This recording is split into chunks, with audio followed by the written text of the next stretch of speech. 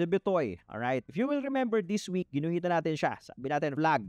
Okay, so yung ginawa natin na resistance sa kanya kay Toybits, look at this, no? This resistance, if you'll notice, yung ginawa po natin na resistance sa kanya is yung bodies nung candle on a daily. Okay, hindi natin kinuha yung week, right? So, kaya ang kailangan natin is break above the bodies of these candles, break above and close above. Alright, so nangyari na po yan yesterday. It coincides also with our tipay signal na buy. So, today, teka muna ha, easy lang.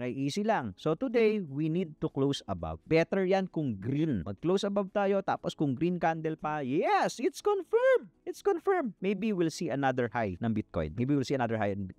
If on the downside naman, binalik tayo dito, so let's say, ang ginawa ni Toybits is binalik tayo dito, kinlose tayo, possible na false breakout. Alright? Possible. Or pwede din naman na nang wasiwas and then babasag pa rin sa taas. Right? But if you're going to take a look at the chart of Bitcoin, based on our TIPI system, okay, makikita nyo on a daily, wala po kasi siyang sell signal na binibigay on a daily, puro buy. And even on your lower time frame, most likely, puro buy lang yan, So, what does that mean? Yung bias natin is on the upside, okay, using our TIPI system, okay? Nahuhuli. So, ibig sabihin, if you're using our TIPI system, ang interpretation mo, most likely, tutuloy yung breakout. Are you getting my point? So, yung sistema nakakatulong sa inyo, nakakatulong sa atin, ano nga ba yung bias natin?